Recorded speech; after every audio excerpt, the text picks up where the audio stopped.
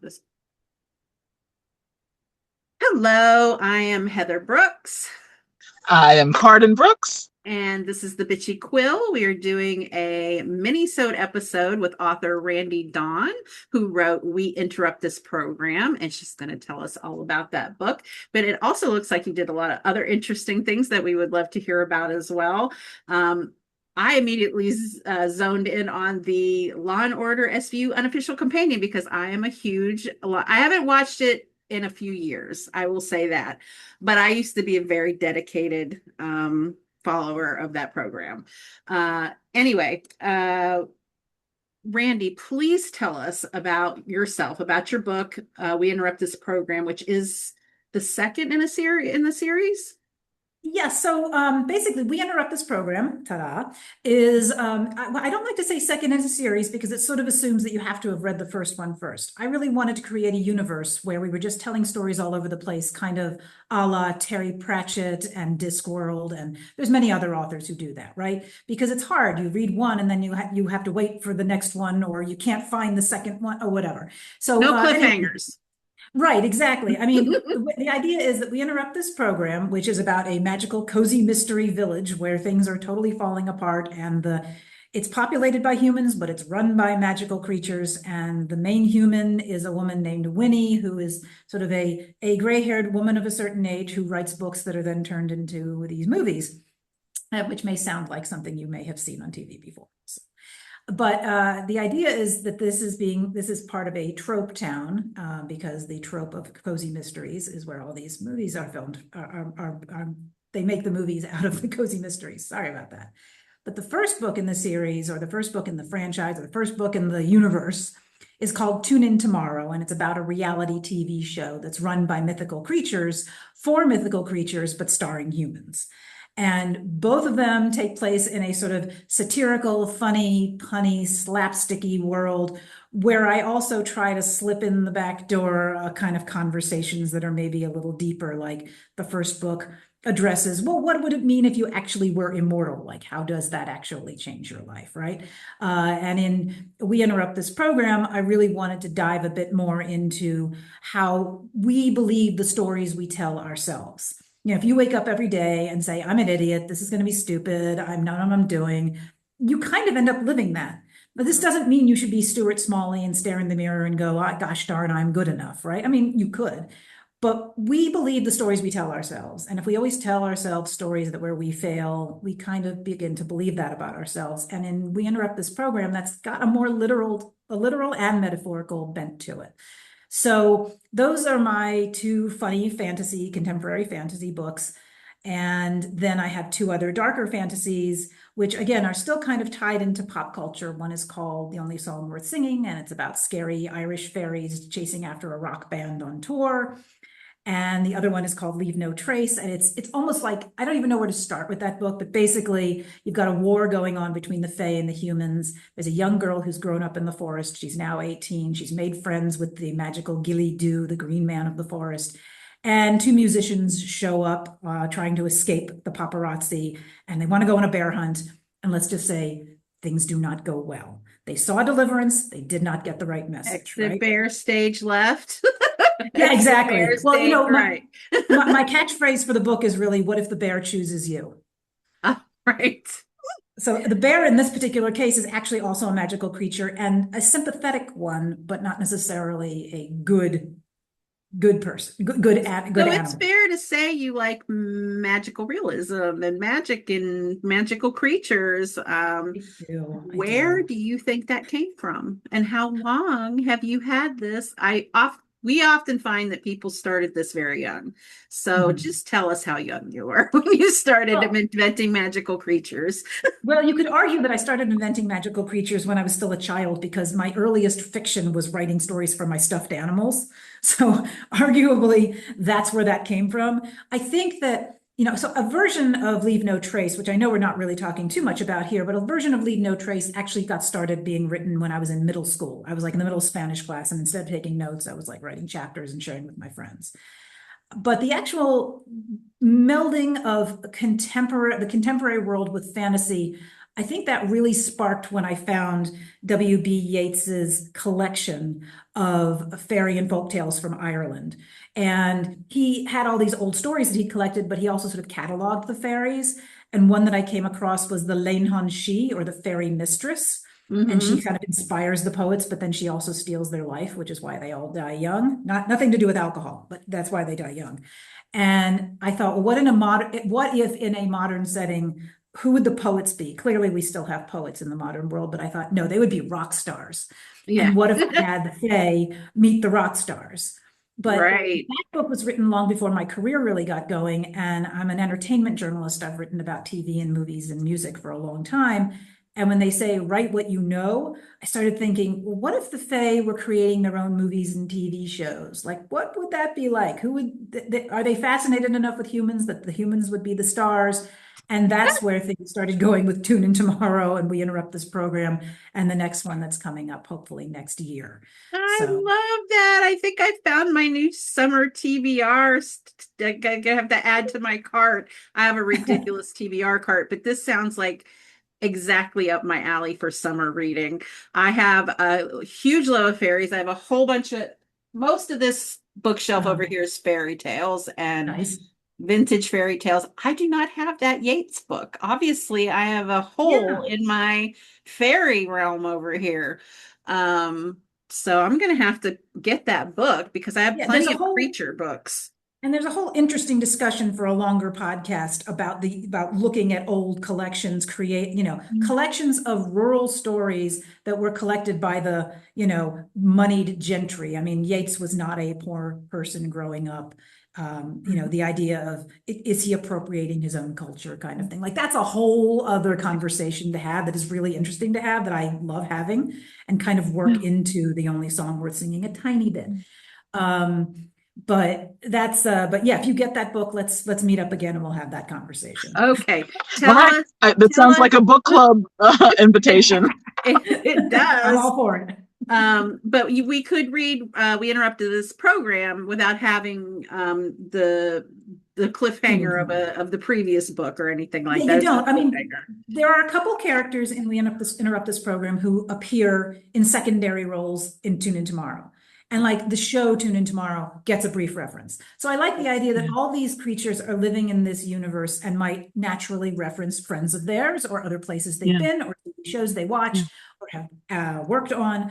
But it's absolutely not critical. You get a little bit more out of it once you've read the two books. You're like, oh, you see where they're referring to certain things, but they are absolutely standalones, and you do not have to read them in any particular order or even I together. love it. It sounds amazing. Okay, Randee, so let me ask you this. Yeah. Um, so you're saying that you're a journalist.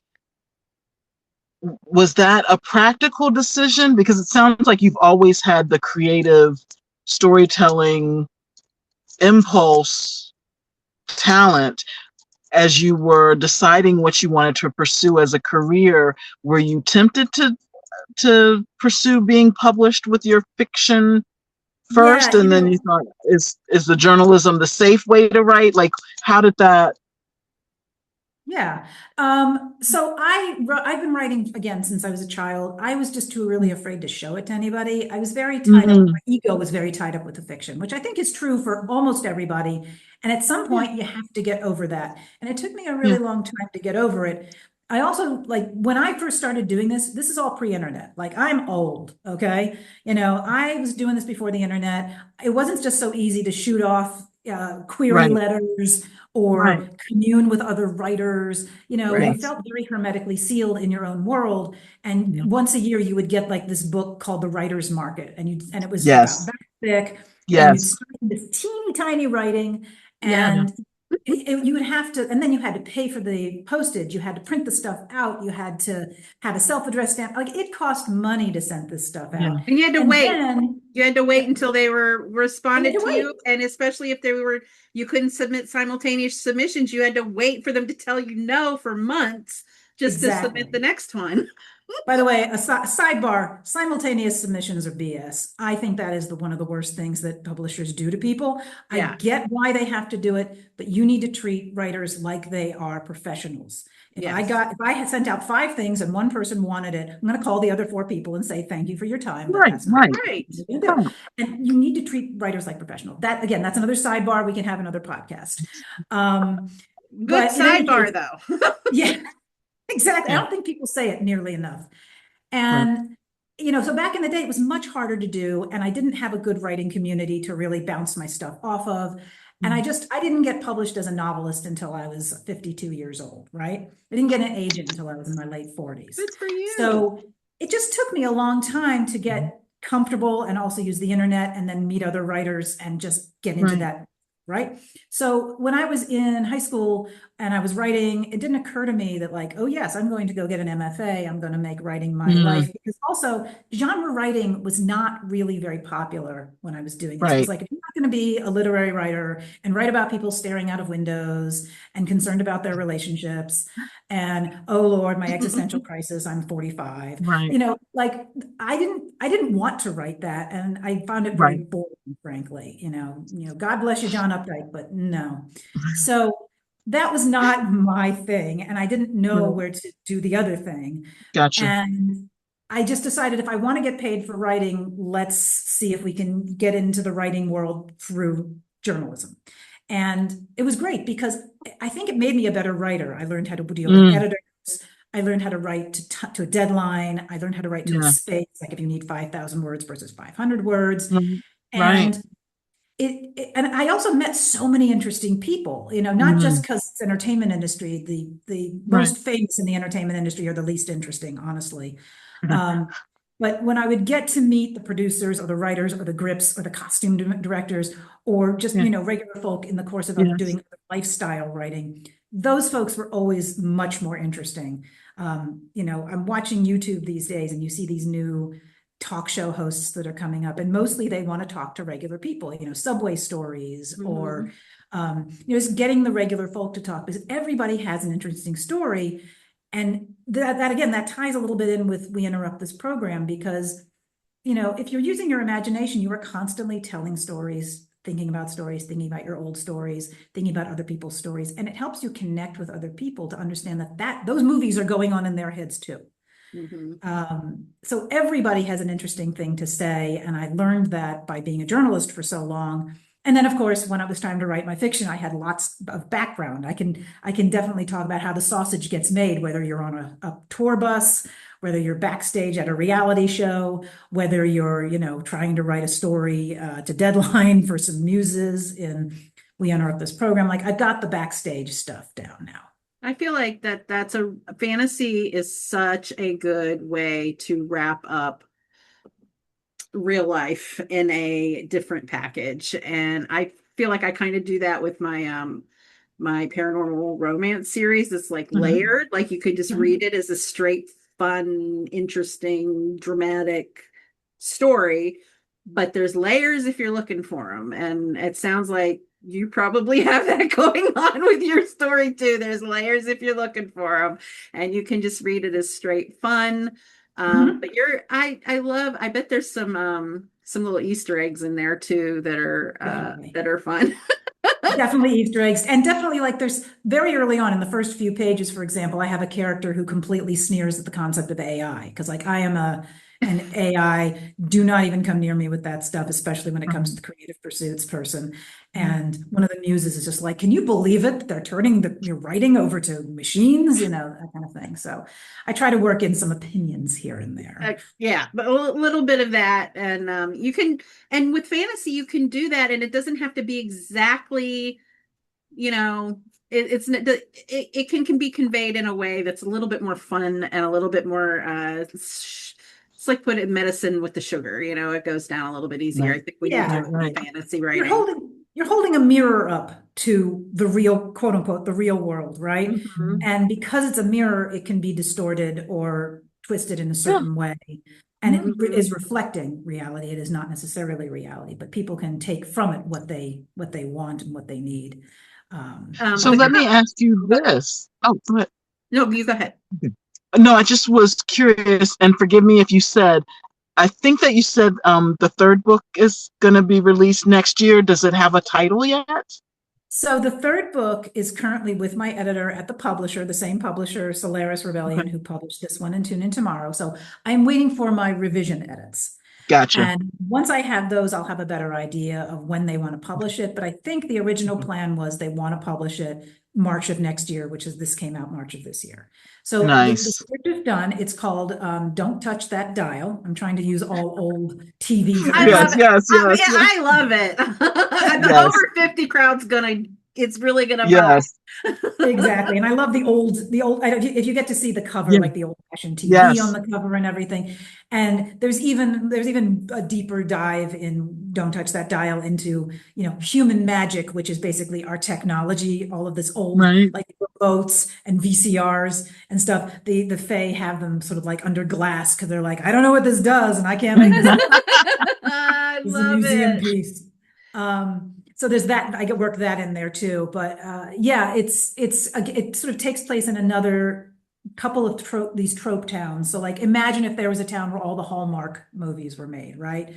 Or imagine if there was a town like the town in after if you watch Dexter when they did the second part or when he comes back, like he's living in a small town but he has this dark background. So like imagine if there was a town where everybody's had this horrible dark secret past and they've been forced to live in the same sort of twin peaky kind of Yeah, town, small town together. So like that's the idea of trope towns, and I wanted to have a discussion about what that was all like, and we have a that is romance. really cool. Have you heard? I don't know why this is reminding me of this story, but have you heard Harry's All Night Hamburgers? I think that's what it's called. Will Wheaton does Um, it's audio, and Will oh. Wheaton does it. It's not familiar immediately to me. I certainly know Will Wheaton, and I know that there are universes where it's like they have a sort of common center and then they shoot out stories from Yeah, all they sides. have it's a set in a diner, and there's like Yeah, this magical. You should listen, and anybody else on here should listen that likes this kind of thing should listen to Harry's All Night Hamburgers with Will Wheaton reading it. I'm on it. It's I think it's you can find it just like on audio somewhere for free, because it's kind of old. But Oh, it is. we used to Okay. have it on cassette tape, so that's Oh my. so Oh, that's wait a how minute. we. Will Wheaton's version is a reading of something that was old, right? Is that what you're saying? Or Will Wheaton's I'm is saying the sacred? reading itself is old. I had it on Will Wheaton's reading when he was a bit younger. I have it Okay. had it on cassette. Okay. And it's a really fun story. And I think with this kind of thing, I'm sorry, Will Wheaton doesn't need me pushing his projects. I'm just saying the sort of fantasy magical realism element and the Yeah. sort of kitschy funness that you have Mhm. going on, it reminds me of that story because I Oh, just God. listen to that every now and then just because I just like it so much, and it's so fun, and it sounds like you have a world that's really fun to just kind of dive into, and it's so full of imagination. I love it. I love this concept. I appreciate you so much coming on and telling us about it. We're very excited to have you on today and to talk about it. So Candace, are you gonna let's tell pardon? us where we can find Yes, tell us your where books? tell us where we can find your book. Well, you can find anything you want to know about me generally is at randeedawn.com. And if you see my name here, you see it's Randee with two E's. So all one word, randeedawn.com. I've got blog posts. I've got links to all the books, whether it's like through, the big box stores or the little independent stores. Through the little independent stores, use independent stores. Um, Whether it's, so you can get a link to all the books. I also have a blog that I occasionally update. And then when I have articles out, I also link to that, plus all my social media. If you're looking for Nice. Randee or Randee Dawn, that'll probably be me on the main social media sites. So that's the place to find me and to link up to find the books. The books, of course, are on Amazon, but you can ask for them at your local independent store, Yeah. which I Yeah, Yeah. I mean, we have tried to be as practical as we can about that. Yes. Cardyn and I are on the same page about the Zon. And even though I have stuff on there, I hope to remove it someday. But I think that there's just this practical dance we have to do. But Yeah. there's also bookshop.org where you can Yes. get all the Mhm. indie stores. That's an indie, and Mhm. you can order indie call your indie bookstore that's near you and say, Yeah. I would really like Randee Dawn's new book. Please, could you order it for me? And you can just go there and pick it up. Maybe it'll cost $1.50 more to do it that way, but it's totally worth it so that we don't have to have overlords. And it would be And check out your local library as well. and check out your local library as well. Call your library, ask your library to carry Randee's books. We love it when people do that. And if you go on my webpage at appearances, I am doing a lot of appearances after mid-July, and you can get it directly from me and I'll sign it from you. So I love nice. Even better. Even better. Are they all going to be local to you? No, I'm going all over the place, basically. I'm going to be everywhere from like Nashville to Austin to where else? You're going to be in Maryland at all? You're going to be Maryland, I'm in DC? Maryland. I'll be at Indies and Bookworms and the Bel Air Book Fest Fair. So nice, both of those are 2 weekends apart. So I'm from Maryland. Well, we'll see you at Bel Air Book Fair at Bel Air. Actually have a committee meeting after this for a book fair at Bel Air.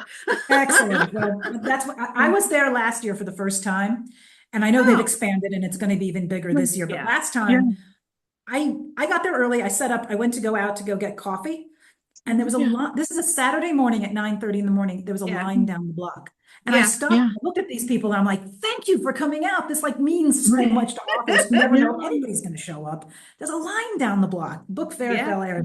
Those people at Bel Air, both years that I've been, this is its 3rd year, but both years that I've been there as an author, have been great. And people did not come to play; they came to buy books. And not all book events are like that. So yeah, if I may, also, I'm actually running a book fair of my own in Brooklyn on September 19th at I run a reading series called Brooklyn Books and Booze. So we have that's the other thing I meant to ask you about. I love it. Say it again. That's okay. Yeah, Brooklyn Books and Booze. You'll find that on my webpage, but also if you go to brooklynbooksbooze.com. But this is our 2nd ever book fair. We're going to have like 40 authors, somewhere between 20 and 30 authors. We're going to have panels. You're going to be able to pitch an agent. You'll be able to talk to a publisher, to a publicity person. It's like a mini con, but also mostly a book fair. And it's September 19th. That's fantastic. Yeah. And that's all over my socials as well.